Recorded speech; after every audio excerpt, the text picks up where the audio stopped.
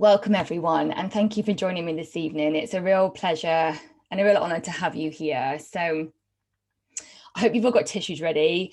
I'm going to try and keep my emotions in check. I've done previous webinars before, and I'll introduce myself formally in a minute when I get the slides up, but this webinar is going to be slightly different. I was inspired to do it for my cat Pickle, and I've actually realised today it's National Grief Week. So, I mean, the timing is just, universally profound, I think, because I don't normally schedule things to coincide with events. But when I found out today it was National Grief Week, I feel very touched and honoured. So for those of you that don't know me, I do a bit of meditation and mindfulness as well. I'm a Reiki master. So I've got a bit of like the woo-woo in me, the kind of spiritual side as well. So this is the unusual bit. So before I get started tonight, I've got a little tea light holder, and I wanted to light a candle. So I want to light a candle for Pickle. Bear with me. Someone's just messaged about the webinar. Yeah. I wanted to light this candle for Pickle because naturally cats wouldn't be here today if it wasn't for her. She was very poorly and she inspired me to create the business that I have. But also I wanted to light it for any of you that have lost an animal, any of you that are dealing with an elderly or sick animal, and whatever the reason that drew you to me tonight to come and join the webinar, I light this for you. So I believe that when people come together for good, whether that's meditation, mindfulness, something like this with a webinar where you're, sending love and energy, I really believe that there's an intention to put that somewhere. So I send this evening to those that are in spirit and those that aren't with us today. So that's my emotional bit done. So let's get into it.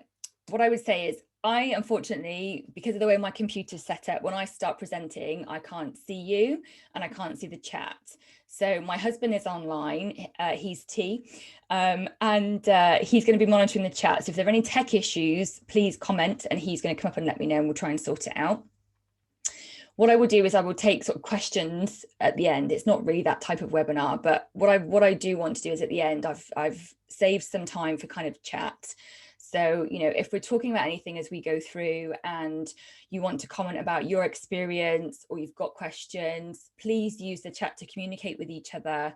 And I will obviously review it at the end, but I can't see it as we're going through. So without further ado, let me close my chat down, share my screen, and let's get into it. Okay.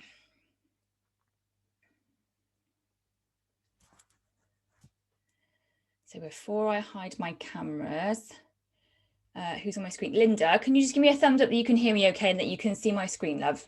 Fabulous. Okay, lovely. Thank you. So let's get moving. Why isn't my thingy flipping forward? There we go. So as I mentioned at the beginning, National Grief Awareness Week this week. And I know that also covers pet bereavement as well. I've put here a list of people that I know do, grief support. So if there's anything that, potentially upsets you or affects you from this evening, please feel free to reach out to me. I'm more than happy to support you. But if you would like somebody that's anonymous or you need extra or immediate help, please reach out. If you Google any of those organizations or even just, needing help, you'll find someone to contact. I'm not going to do recommendations. If you're struggling, please speak to someone. So that's my kind of, safety bit before we get started, that you need to look after yourself. So I've missed a slide. No, I haven't. There it is. My slides are the wrong way around. What are we going to cover this evening? So this is basically, I'm not going to go through point by point, but this is what was in the Eventbrite information. So I'm not going to talk to you about the stages of grief. I'm not going to talk to you about, how you work through them. What I'm going to talk to you about tonight is my experience, what I've gone through, what I found that was helpful, and things that I wish that I considered when I was going through it with Pickle. So who am I? So for those of you that have not joined me before, my name's Julianne and I'm a holistic feline practitioner and also a behaviourist. People understand what a behaviourist is, so that's why that's in my title. But to be honest, I am a holistic cat practitioner. People generally come to me with problem cat behaviour, so over grooming, aggression, weeing around the house, that kind of thing. So we will look at the behaviour. I use a mixture of behaviour modification, environment enrichment, and botanical remedies, because I believe that every problem behaviour has an emotional cause. So the reason I use air quotes when I say problem behaviour is because basically there is no such thing as a cat problem behaviour. It's a behaviour that humans, or the human, doesn't understand and sometimes needs an interpreter. So people come to me for help with their cat. I generally end up helping the humans as well. So I said, like with Reiki, I do one-to-one meditation, healing, energy work. And as part of my pet bereavement counselling as well, that's also the work that I do. So I am a cat mum. I do have a current cat, top right, little black one, Leo. He's asthmatic. We've had him for probably about 18 months. And I'm starting to learn to love again, but we'll come on to that in a little bit. And my mission is to change the world's perception of cats. So no small dream for me. I left my corporate job, I think about six months ago. Naturally, cats has always been my hobby and in the background, probably for about 5 or 6 years. But in the last 6 months, I've really sort of thrown myself into it because I had personal health problems and I really needed to focus on what I was being called to do, which is to help people understand their cats better. So I use the hashtag Giving Cats a Voice. If you follow me on social media, I'm on Facebook and Instagram. I use Giving Cats a Voice because that's what I'm here to do. You know, I'm trying to help people understand the problem behaviors. I'm trying to help people understand that cats are sentient beings and just really help people connect with their cats, you know, dispel the myths that cats are, you know, insert curse word, and that, you know, they don't like human interaction and they can be left alone and stuff like that. So that's a little bit about me. So the picture in the bottom is Pickle, and she was my inspiration for Naturally Cats.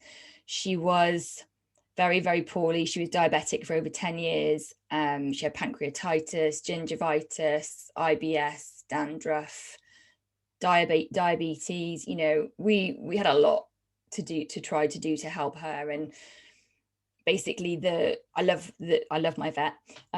The vet that we had at the time, I didn't think we were doing enough for Pickle, so I investigated complementary and alternative treatments, Reiki, etc., as pharmacognosy, animal self-selection, and basically used what I could to try to help her. So she is the inspiration behind Naturally Cats. I brought everything together that I learned from her to create the business I have to help more cats around the world. So we put her to sleep about 2.5 years ago, and sometimes it feels like yesterday. She was my baby girl. So our family have always had cats, and I remember having a camera for my 12th birthday and taking loads of photos of our cat at the time, and they're all out of focus because I just wanted to get close, you know, real close to the cat. But you know, my gran always had cats, my dad's always had cats. And when I finished university, I got Pickle, my very own cat, and I don't have children through choice, and she was my baby girl. So when she was put to sleep, you know, my world shattered, but we'll come on to that. So let's get into it. How do you know when it's time to say goodbye? So I always thought that Pickle, being diabetic, she was 17 when we put her to sleep, and I always thought that her kidneys would be the thing to get her.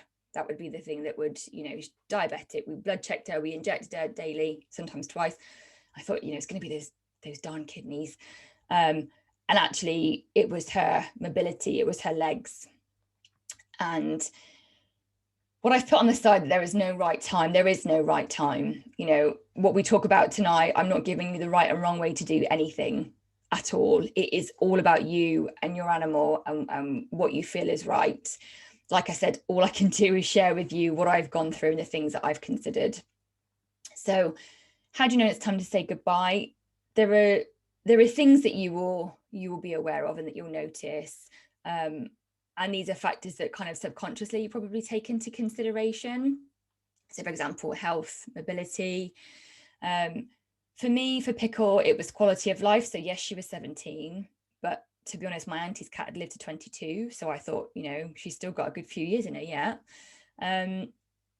What I didn't realize is that she hadn't moved off the chair in the front room for 36 hours because we'd gone to work, come home, she wasn't particularly into food, which I thought was a bit strange because she was chunky. Pickle was always into her food.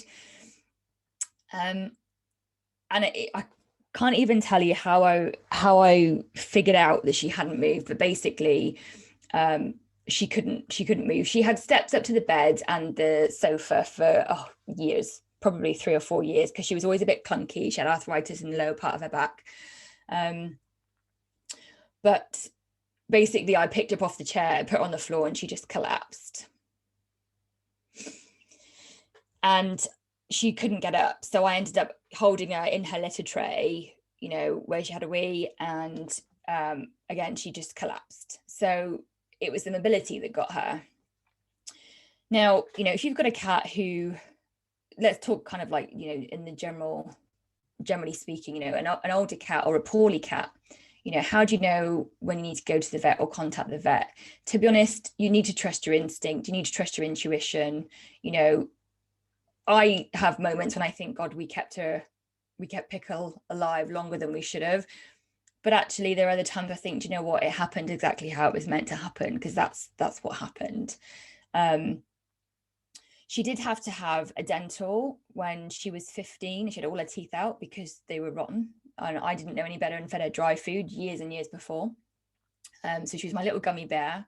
She used to whistle when she snored because her lips would like vibrate because she had no teeth. So, if your cat has to go in for an operation and they're elderly or their health's not great, think about what are the risks. Speak to your vet and don't be afraid to ask those difficult questions, and ask them like, what are the risks involved in terms of age or health or the operation. Make a decision. But again, use your intuition. We have this wonderful connection to our inner knowing, and we don't use it enough. The other thing I'd like to just mention on this slide is about releasing control. So I don't know about you guys, but I suffer with anxiety and stress and worry. And if I feel like I can control things, things are great. And when it comes to our cats or our animals, sometimes we need to realize that they know better and they're maybe trying to tell us something. And as much as we want to keep them around because we love them dearly, it might be the right time to think about saying goodbye. And that's not an easy decision to make, but look at their quality of life. Are they eating? Are they grooming? Are they able to move around the home? There are ways to support them with this. So, Pickle didn't groom the lower part of her back probably out the last 2 years, but she still groomed her tummy around her face. She'd use her arm to do her head. So I would gently use a brush with her. So there are ways that you can support them. But, if they're just sat in, a corner of the room, if they're displaying, unsettling or disturbing behaviors, it's time to get them checked and to think about what your options are. So options for the end. I've put 2 big hearts here. The bottom half will cover in a minute. First of all, I just want to say, be honest about what you need. If ever there's a time to speak up and to say, and to be vulnerable and to say, I need X, Y, or Z, this is the time to do it. Because if you don't, you will have regrets. And when you're dealing with grief and sadness and loss, having extra regret just compounds everything and makes it 10 times worse. So, if you get the opportunity, so the first half I'm going to talk about here is if you know that your cat is coming towards the end of its life, think about whether you want to take it to the vet, so whether you want them at home. We had Pickle at home. Like I said, it caught me unawares that it was going to happen. We realized, that she couldn't move And then the next day, she was put to sleep because there was no movement from her at all. And it wasn't right to have her just sat in a chair. She wasn't eating, she wasn't drinking. This was obviously pre-COVID. So the vet was able to come to our house, and luckily we were able to have the vet that we'd seen with Pickle quite a lot. Sometimes that doesn't happen, but just know that if you do have a vet that comes to your house, if it's not your normal vet, I would like to think they would be as compassionate as they can be and show you empathy and understand the difficulty of the situation. I think one of the vet's hardest jobs is putting animals to sleep, whether it's in the surgery or in your home. So don't worry about saying to them what you need or being emotional in front of them. But if you get the opportunity to plan, do so. I'd talked to my husband about a blanket that I wanted her wrapped in. It was one that she always sat underneath. And I said that I wanted to be holding her when she was given the injection, because she was my baby and I wasn't going to just sit in the chair and let the vet, shoot it with a jab and be done with it. So we'd had a bit of a talk, as much as I could, because I could barely communicate to anyone while all this was going on. But I talked to my husband about how I wanted it to go as best as I could. And the vet came to the house with a nurse, and they were brilliant. We've now I've got fairy lights everywhere. They're in my bedroom, they're in my office, they're in our front room. So we had our fairy lights on, or as the vet said, the mood lighting. I never forget. She said, "Oh, can we turn the mood lighting up a little?" when she was there with us. It's strange what you remember. And so I had a special top on that I usually wore with Pickle, and we had cuddles. And the vet talked me through what was going to happen. And it was one of the most traumatic things I think I've ever experienced. But having it in my home meant that it was a bit more comforting, if it can be, about this sort of thing. So have a think about, do you want a certain blanket involved, or do you want music playing? Do you, what is it you want to connect with your cat in these last few moments? So the bottom half I wanted to talk about was, if something happens unexpectedly. So, I'm talking all this through, you've got the opportunity to plan and process all of this, as you're going through the situation and the trauma. But sometimes that's not the case. Sometimes sad, terrible things happen and you have no control. So if the unthinkable happens, the first thing I would say is just try to catch your breath. And it's going to be really, I'm going to curse, it's going to be really shitty. It's going to be really hard. And, humans are really, really strong. And I know that at times in those moments you don't feel it, but let your autopilot kick in, let your instincts take over.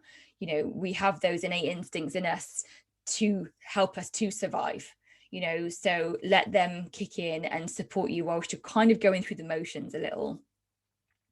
Again, be honest about what you need. So I don't know, if there's been an accident and your cat has been hurt or has been killed, if you need to have time with them, tell the vet or tell whoever is involved in the situation, tell them what you need in that moment to deal with this, to process what on earth is going on. And as best you can, just be kind to yourself. And I know that in those sort of situations, thinking about ourselves is the last thing that kind of goes on, but it's really about trying to just process the mechanics of it. The emotions come in later down the line. The emotions come in after, when you are processing the event and the shock has worn off. So, take time to be with the animal if you can, but let your instincts kick in and let them help you through. So, what do you do when they've gone? As far as I know, there are two main options, cremation and burial. Now, the world is the universe is an ever-evolving beast, so I would say that there are potentially other ways to deal with your animal. I know with humans there are, turn them into trees and all sorts. So I haven't covered any of that tonight because I don't know about it. But if you're interested in something else, I'm sure you could look into other alternative options. But the two we're going to talk about tonight are cremation and burial. So cremation, there are usually options about whether you have it as a group or an individual cremation. There is a big difference in cost, so that's something that you may need to consider. Again, it's also about what you can mentally process. So we found the money and we had Pickle cremated individually, because the thought of getting her back with, you know, a couple of other pets didn't sit right with me. But there is no right or wrong. It's whatever works for you as an individual, and your circumstances can make a difference to that. So when the cat has been put to sleep, depending on whether you're there at the vets or whether you're at home, again, depends on what will happen. So it might be, if you're at the vets, you know, it's unlikely the vet will let you take them home and then bring them back. They'll probably only let you take them home if you're going to bury them. So it's probably likely that the vet will give you some time in the room with the cat, so you can say, again, your final goodbyes, and then the vet will take them away.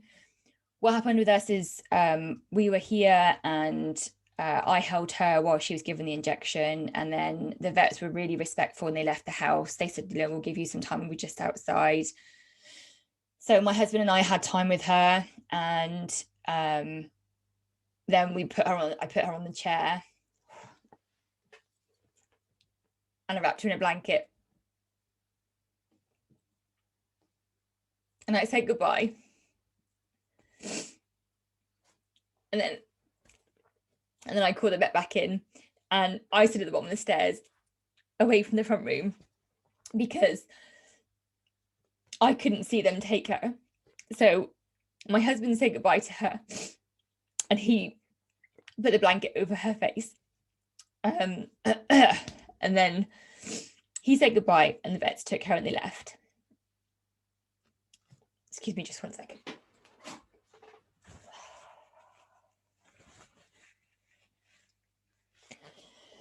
So the vet was really respectful. She didn't force me to be with her. She didn't, you know, she was great. And any vet should be the same with you. So, you know, I couldn't watch her leave the house. I'd said my goodbye and that was me done. And it needs to be what's right for you. So again, you need to be clear. You need to be clear about what you need. You need to speak up and be honest about how you can get through this moment, how you can get through this situation. So again, if ever there's a time to be vulnerable and to talk about these things and to say what you need, now is the time. So with cremation, we got Pickle. We had a call from the vets a week later, and she was ready for collection. And I couldn't talk to my husband for probably about 2 days. So we didn't go. And then I said to him, I'm ready to have her at home. So he went and collected her. And when he brought her home, she was in a cardboard, it was a cardboard box. And inside was a little, urn, I think it is that the word?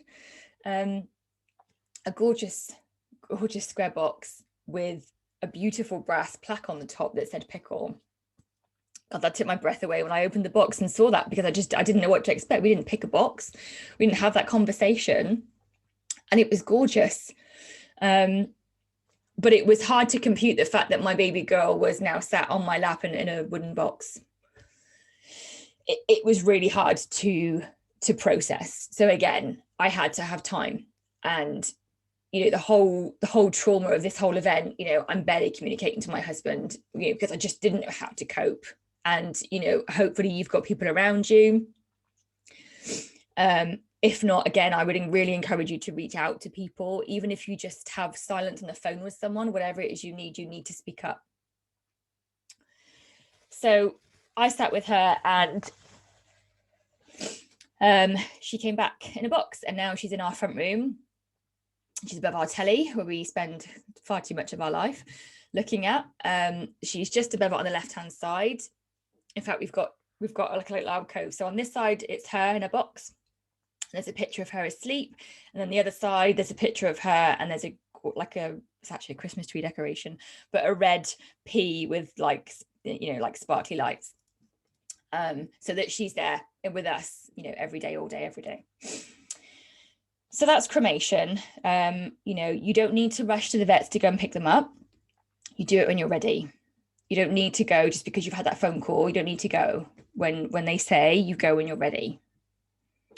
So burial, we had this with my cat. God, I can't remember how old I would have been, but I went in with my mum and we were at the vets, and I was stroking Missy's head, and then I forget, my grandma I was stroking her head, and then my grandma put her hand on my hand to stop me because obviously she'd gone.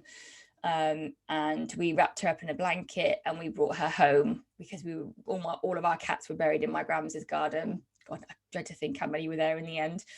But with burial, you know, I'm not trying to be crude, but the hole needs to be deep, because you don't want other animals digging up your precious cat. Thankfully, that's never happened to me, but God forbid, I wouldn't imagine you'd ever want to see anything like that. So if you can't do it, get some help. I would advocate, you know, stones and you know, heavy stuff on top, etc. I'm not going to go into the details of how you build a grave. I'll be honest with you, a little bit too much for me tonight. But consider what you need to do to make sure that it's safe and it's appropriate. You know, ideally, it needs to be prepped before they're put to sleep, so that you don't have, you know, the cat in the home whilst you find someone to help or you get the whole done. But again, if you need to spend time with them wrapped up in their blanket, you know, so be it. There is no right or wrong amongst any of this, like I've said. So the other few things to think about when it comes to what to do with them when they've been put to sleep is what do your circumstances allow for? What position are you in? So are you in a rental home? You know, if so, I wouldn't advocate you dig a hole in the garden, because, you know, when we had ours in Grams's garden, if we ever wanted to see them, we knew where they were, we could spend time with them, you know, like when you have a grave for a human. Your financial situation, as I mentioned before, that may affect what you can afford to do. I do know that vets offer payment plans. So if you did want to do, for example, like an individual cremation, you couldn't afford it as a one-off payment, speak to your vet, you know, tell them, excuse me, tell them what you want, and have a conversation with them. I'm sure they would be quite accommodating. And again, insurance. So we've always had our cats insured, thank God, because she was diabetic and Leo's asthmatic.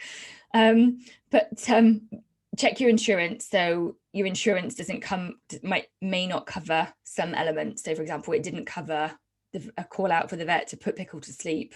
Can you believe it? So, you know, you might end up with a big bill at the end of it. So just if you've got the awareness to be, you know, alert about this kind of stuff when it's all going on, have a think about that. If not, I'm sure you can make ways to deal with it after the event if you get stuck with a large vet bill that you need to deal with.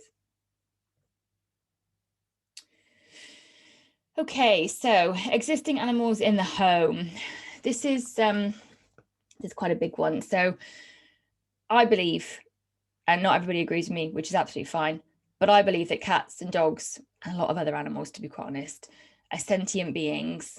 So I'm sure if you're on this call with me this evening, you know, you've had cats, or you're aware of cats. You know, when we're poorly, they generally come and sit with us and slumpy with us, or drool on us, or, you know, snore on us. They do whatever they can to make us feel better. So if they can understand when we're not well, they can understand a lot more emotions than people give them credit for, which comes back to me giving cats a voice to help people understand the emotions that the range of emotions that cats experience. And grief is no different. We struggle with grief, and so do they. So if you get the capacity to bring them into the situation. Now, look, I don't say that lightly, because I know as a human, when you're going through all of this, sometimes the last thing you can think of is the other animals in the home. I do get that. But actually, it can be really beneficial for them to either be allowed to smell the body or to do, I would say, scent work. So, for example, if you take the cat to the vets, you know, use a pillowcase or something to stroke the dead cat and bring it home to the other cat in the home. So the reason for that is kind of a little bit woo-woo again. So it's, it's to do with the soul, the essence, things leaving the body. Cats can sense when that's happened. So if you can have them involved and around, that would be the better thing to do. But like I said, it's not maybe that easy. What I think the takeaway really from this is that they do need time to process the situation. So if you can get them involved with the actual, saying goodbye, do it as best you can. Again, if it's not ideal or it's not allowed, it's not appropriate, then try not to worry yourself too much about it. I'm not giving you a list of things to do here to tick off by any means at all. Far from it, actually. So just be mindful that when the cat has gone, the existing cat or animal, to be quite honest, may struggle. It's highly likely you will notice changes in their behavior. Highly likely. Now, this is going to be a massive range of changes. So I've listed a couple: howling, crying, searching around the house, possibly hiding off their food, change of behavior patterns, eating habits, daily routine. It's normal for a cat to be wandering around the house looking for their mate, whether it was a positive association, multi-cat household or otherwise. It's a change in the home. And with cats, sense of smell is the most important way that they communicate. So the smell will change, the scent profile, the community scent in the house will change because the cat is no longer there. So allow this to happen. Try not to, and this isn't easy, I know, try not to be too demanding of the cat that's left in the home, because they're grieving as well. So if they want physical attention, they come to you for cuddles, God, face plant them and enjoy them if you can. If you feel that you need to hug them and squeeze them and sniff their fur because you missed the other one, I would say do it if they can tolerate it.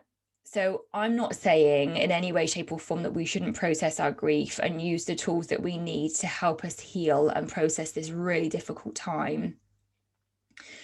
But what I am saying is we need to be mindful of the cats and their needs as well. It's not just about us. It's about them.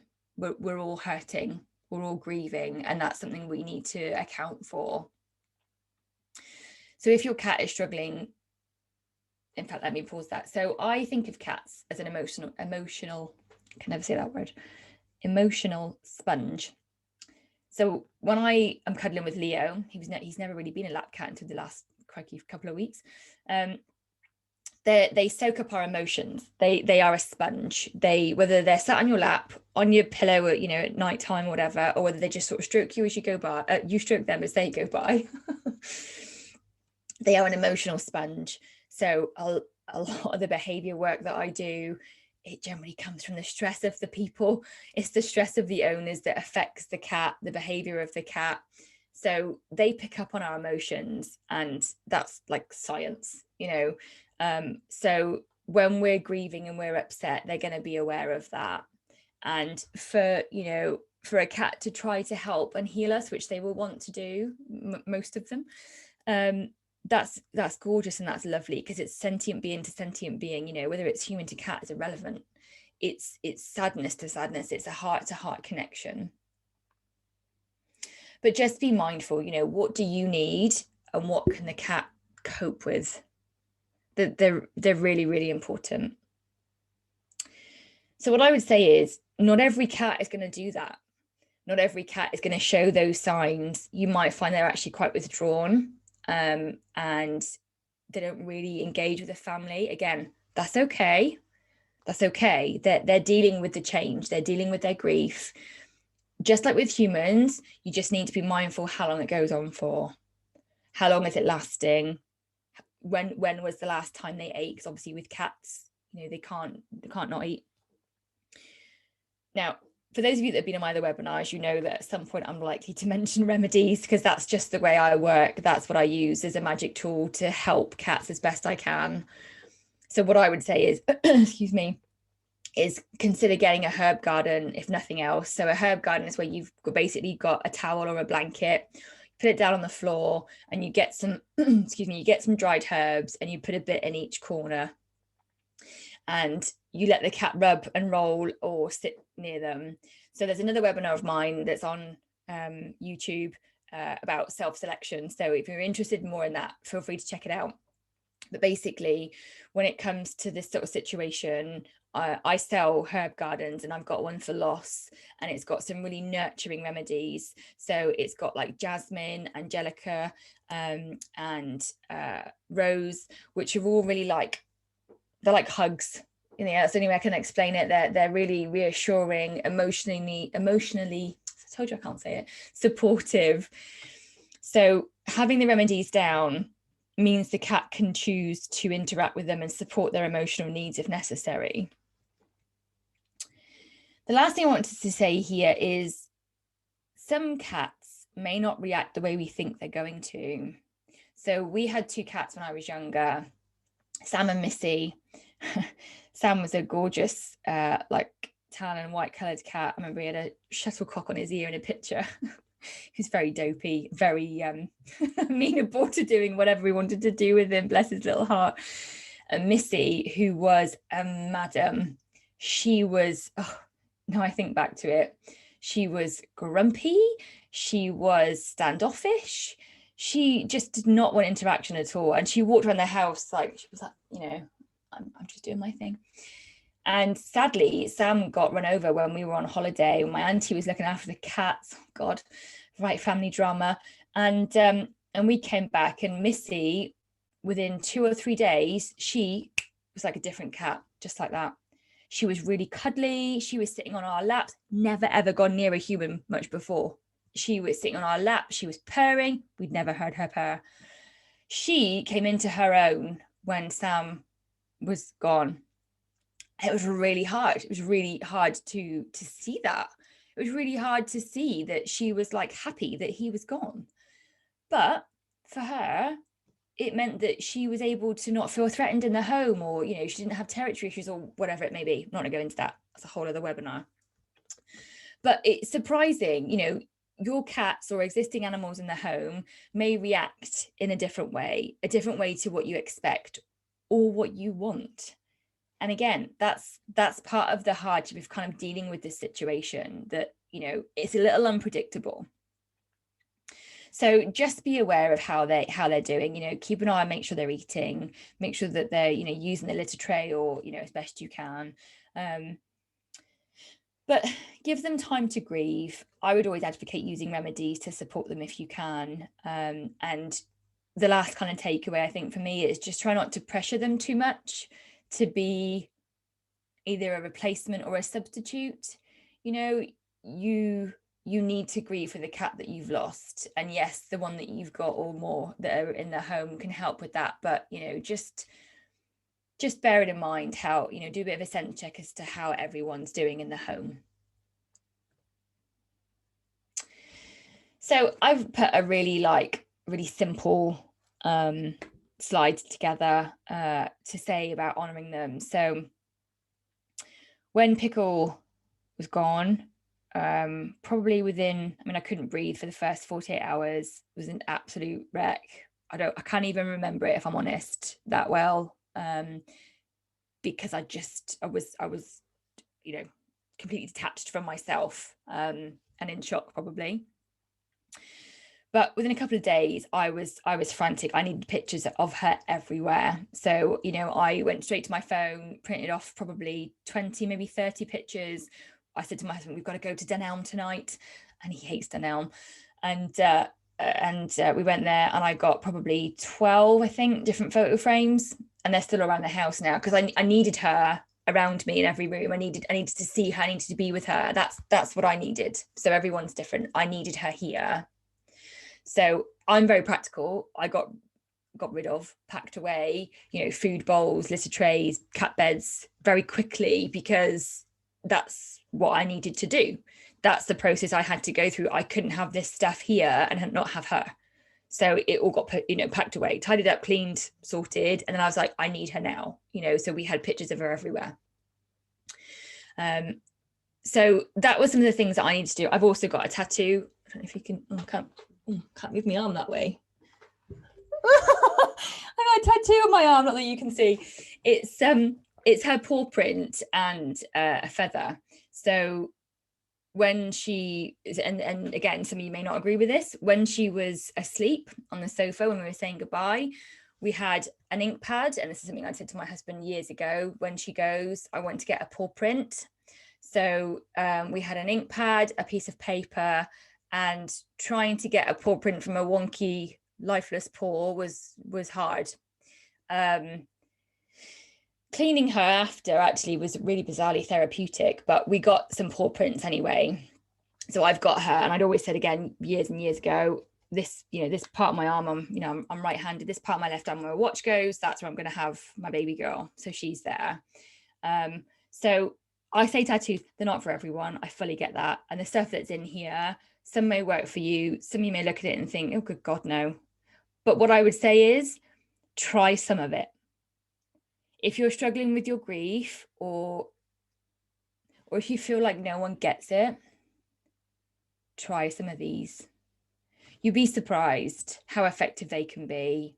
So I've got a friend of mine, her cat was put to sleep about 12, maybe 18 months ago. And I know that she writes to her frequently, and it's almost like a book, and, writes to her daily. And I think that's one of the most beautiful things I've heard, to keep them alive, do what you need to do to feel connected to them, do what you need to do.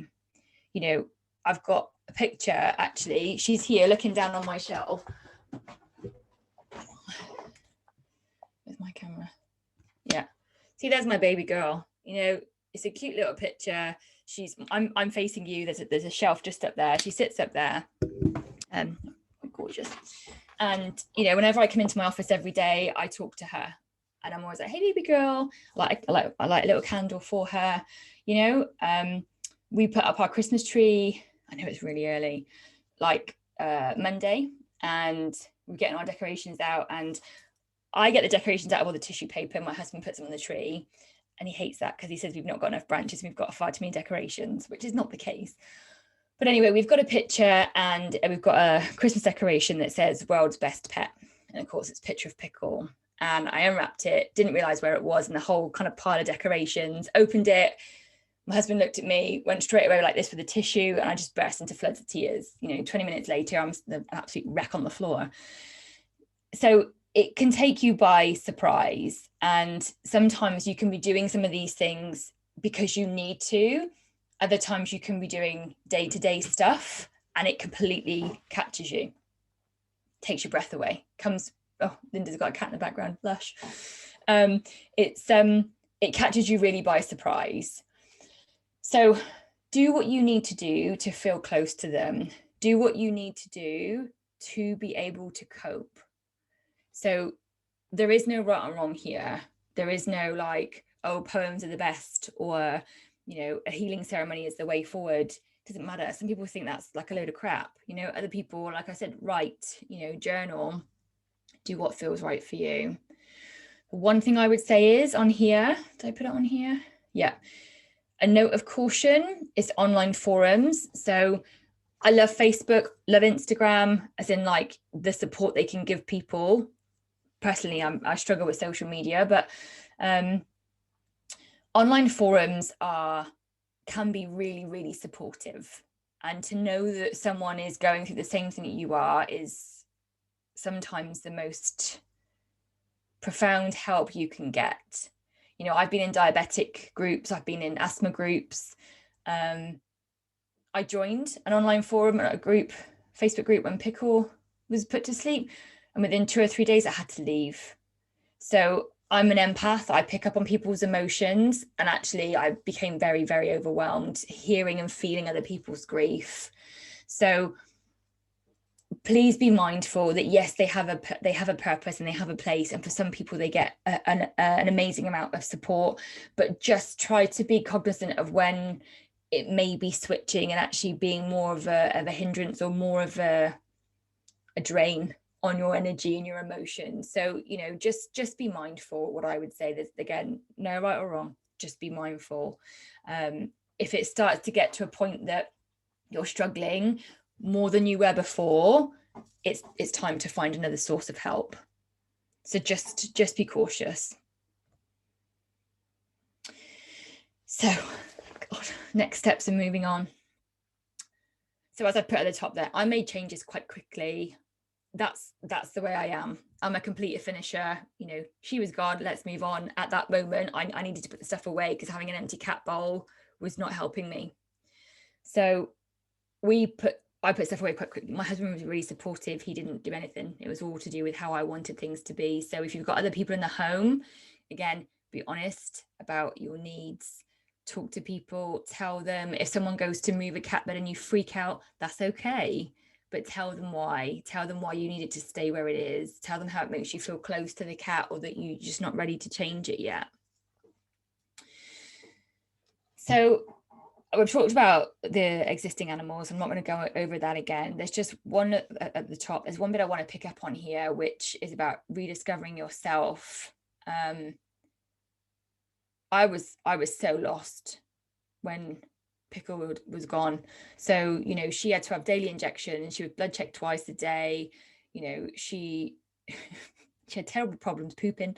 So, you know, it'd be like hunt the nugget, find out where she's pooped, you know, has she pooped?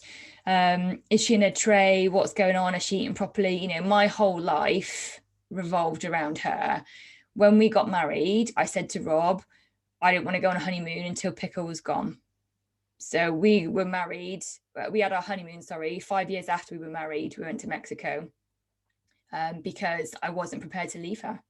And that was like a no-brainer, you know? So after she was gone, I didn't know what the hell to do with myself. I'll be honest, I was beyond lost.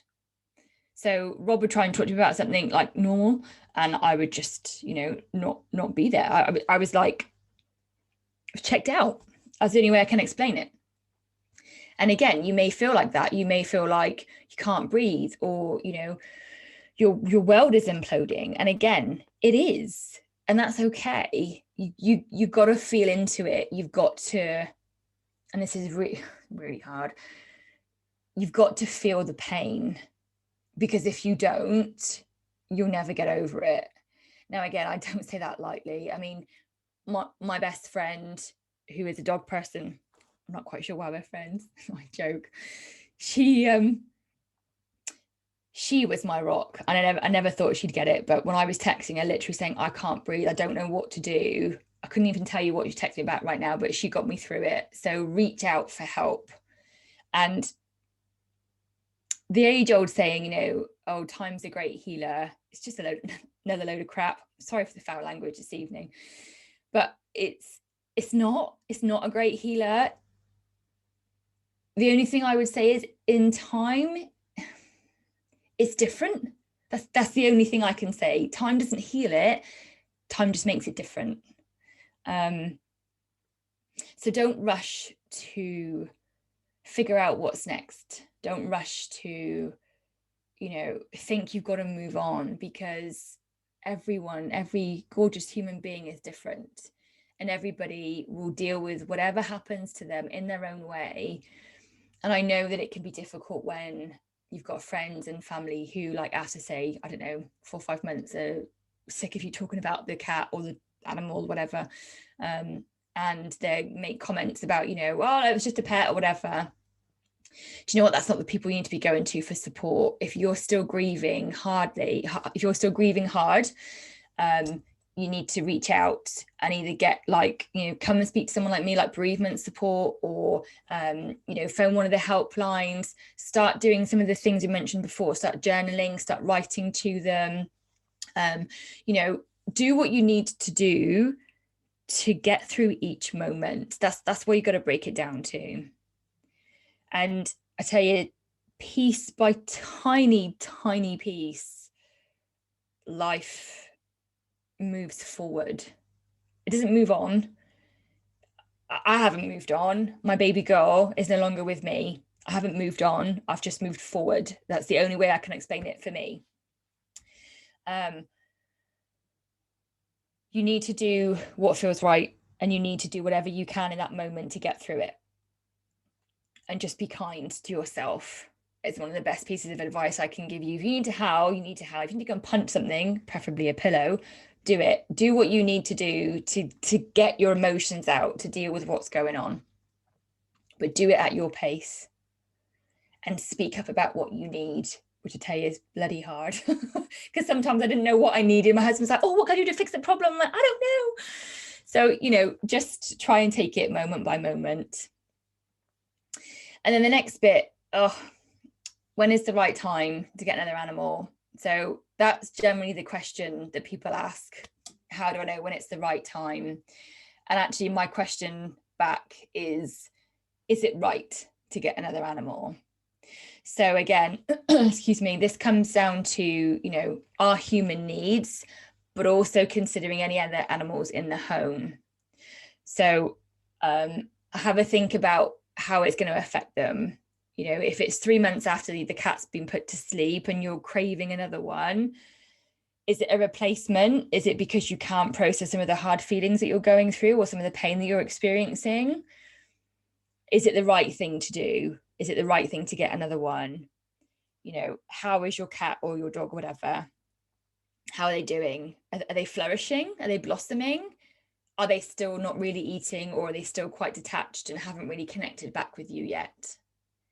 Those are the sort of questions I'd be thinking about asking, not when is the right time, is it right?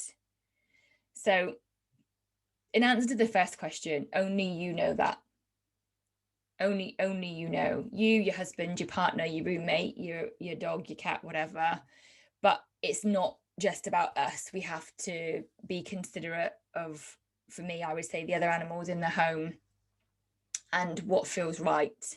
I'm go back to what I said at the beginning about trusting your intuition and seeing what feels right in your heart.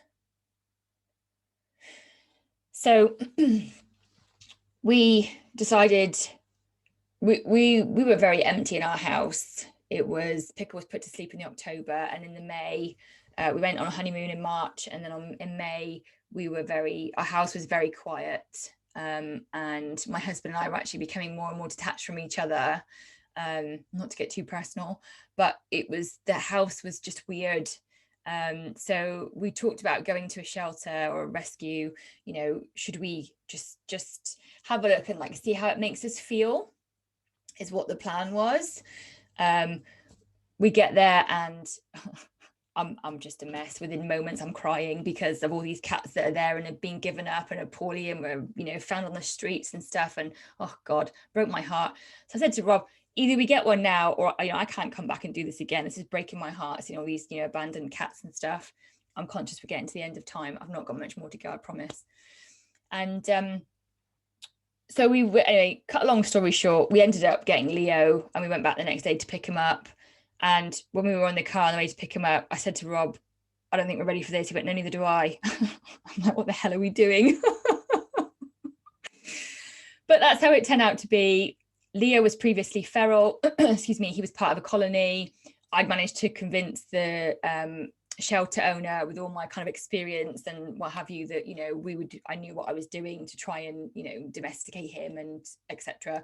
And to be quite honest with you, he was just as nervous averse as we were of him. It was a completely new chapter for all of us. We were all finding our feet together, and when I look back on it now, it's actually quite hilarious because we'd go in and be like, oh God, and what are we doing? And he'd be on the windowsill looking at us being like, what are you doing? We literally all fell in love together because we were all just an absolute mess. It's the only way I can explain it. And now he wouldn't come near us for the first 3-4 weeks because he was getting used to humans, right? And now this morning I woke up at 5:45 with him on my pillow with his tummy in my face. He sat on my lap today. He gives me a little head boop and stuff. And he's a delight. He's a gorgeous little boy, and I'm learning to love again is the only way I can explain it. But as I've put here on the bottom of the slides, I have echoes of the past, and there are times when I say to Rob, we were putting a Christmas tree up and Leo's, you know, chasing around all the stuff underneath, and Rob's like, oh, for goodness sake, get out of the way. And I'm like, yeah, but it's cute though, right, that he's involved and everything. I said, because Pickle would have been sat on the sofa, you know, under a blanket, or just sat looking at us being like, what on earth are you doing?